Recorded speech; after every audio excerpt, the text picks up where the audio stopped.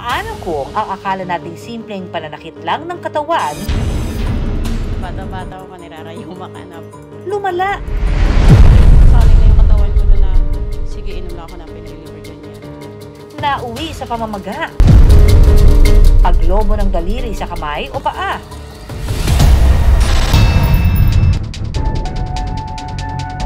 Siya si Joanna. Sa edad niyang 30, nasa prime of her career sana siya bilang customer service agent. Pero noong nakaraang taon, kinailangan niyang huminto sa kanyang trabaho matapos siyang mahirapang makalakad. Nang magpakonsulta sa doktor, nalaman niyang gout pala ang dahilan. Nag-go-work na ako noon. Yun napapansin ko rin sa trabaho pag nagkakape ako. Ang sakit-sakit. Sabi ko, bakit kaya nananakit yung paa ko?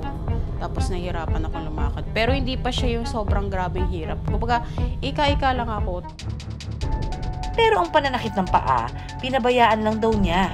Nasa 8 taon din daw itong pabalik-balik. Hanggang nitong Nobyembre, sinumpong daw ang pinakamalalang pananakit ng paa niya. Bedridden po talaga, hindi ako makakain, sinusubuan lang po ako, tapos naka-diaper po ako, ganyan. Palagi pong kumikurit yung buong katawan ko. Mula balakang ko hanggang baba, dumating sa point na namanhid na siya. Yun pala, ang pamamagang dulot ng gout ni Joanna, kumalat na sa iba't ibang bahagi ng katawan niya.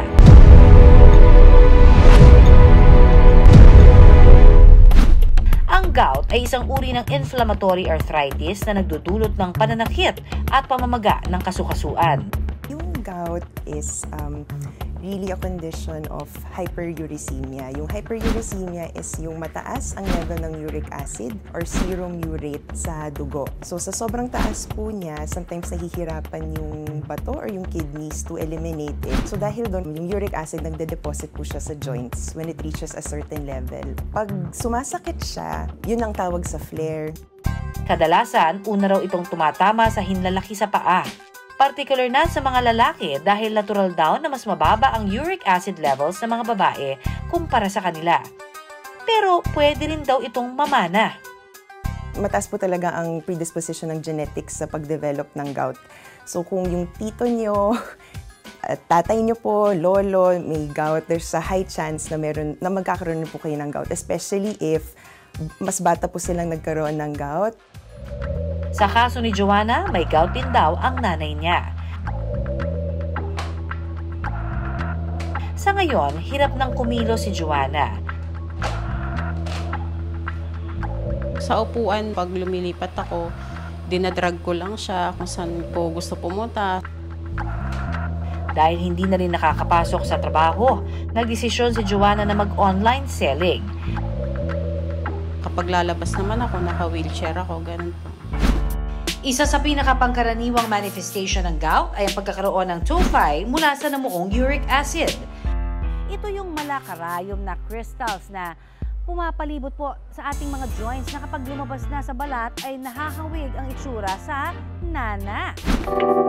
Pero sa kaso ni Joanna, sa mga daliri niya sa kamay na ipon at lumabas ang gout tophi. Ayan po, hindi ko na siya maklose. Hindi na rin ako nakakapagsulat ng maayos. Napansin din daw ni Joanna na sa tuwing kumakain siya ng sitaw, sumasakit ang kanyang kasukasuan. Nag-start na nung kumain ako ng beans. Ang ulam kasi namin noon yung sitaw. Tapos may halong talong, ganyan yung niluluto ng nanay ko. Tapos napansin ko na sobrang sakit po nung dito ko. Halos gabi-gabi po nung parang 3 days ako na sobrang kirot. Pero Doc, totoo bang po pwedeng maging sanhi ng gout ang sitaw?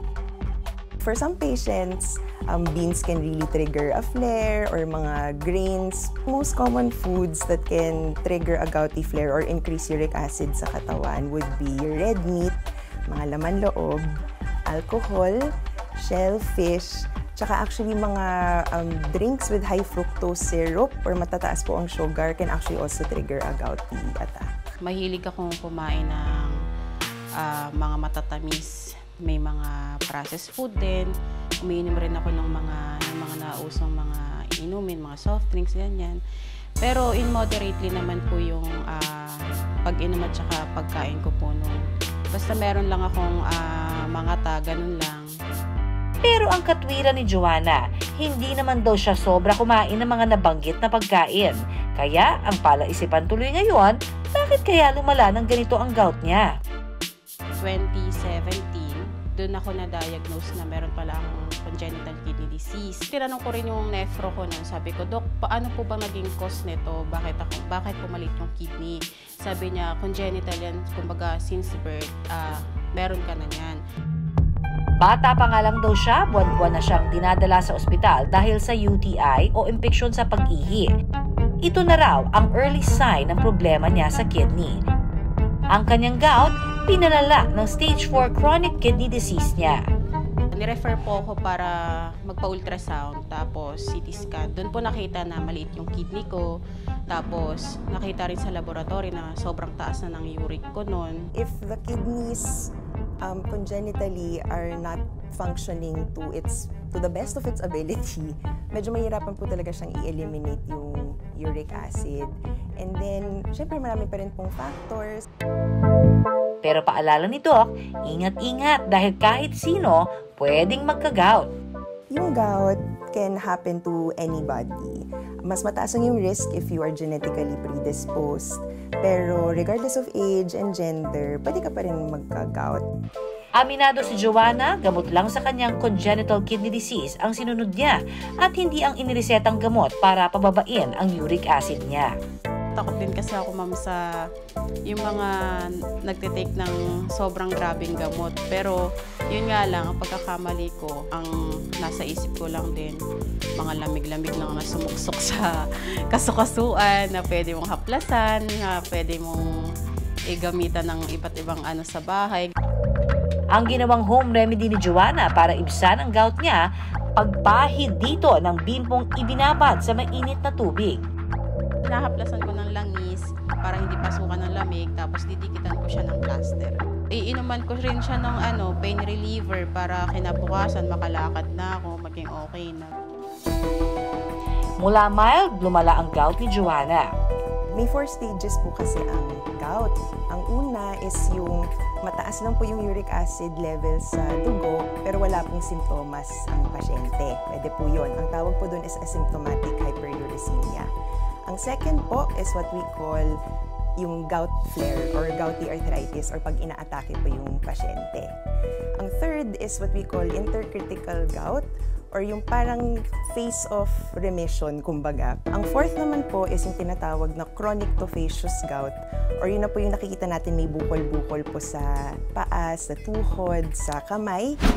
Iba't ibang home remedy pa nga kontra gout ang naglalabasan ngayon online. Ikonsulta nga natin ang mga yan kay Doc. Sa ganyang kamagang kamay, ayan, so tignan nyo kung ano yung nagagawa ng yelo. Ang paglalagay ng bimpong may yelo, effective po ba? Okay lang as long as may yelo. Okay po siyang first aid, very safe. 10 to 15 minutes, ilagay niyo po yun bago po kayo pumunta sa ospital. Ang maligamgam na tubig na hinaluan ng asin at oil, approved po ba? I don't think may beneficial po siya para sa nararamdaman na sakit. So, I would not recommend. Ito namang pagtulog daw ng mas mataas sa level ng ulo ang mga paa. Baka mas may benepisyo po yun for mga ganun klaseng arthritis. Pero sa gout, depende po. Not all the time po siya nakakinhawa. Pero sa dami ng naglalabasang home remedy kontra gout, ang totoo niyan, wala raw talagang permanenteng lunas ang gout. Sa halip, kaya lang itong ma-manage sa tulong ng gamot at pag-iwas sa triggers. Pero ito raw talaga ang mabisa para mabawasan ang tsansa na magkaroon ng gout. Ang tamang dieta. Siguraduhin kasama sa meal plan ang mga pagkaing mababa ang purine content katulad ng gulay, prutas at whole grains. Number 1, stay well hydrated. Pag mababa masyadong tubig or pag dehydrated, usually nakaka-trigger siya ng gouty attack. Ngayon po, tinitake ko yung gamot ko pag pababa ng uric. Tsaka lahat ng bawal iwasan. Yung gout mismo, hindi siya nakakamatay. Pero yung mga complications niya, pwede. Siguro yung pinaka-importante is, pag meron po kayong nararamdaman, make sure you see a doctor po kaagad. Kapag may nararamdaman na sa katawan, ugaliing ipatingin ito agad, mga kapuso. Huwag nang hintaying mamaga at dumobo pa ang ating problema bago pa natin ito solusyonan. Maraming salamat sa pagtutok sa Pinoy MD. Para po sa iba pang kaalaman tungkol sa ating kalusugan, mag-subscribe na sa GMA Public Affairs YouTube channel. And of course, don't forget to hit the bell button for our latest updates.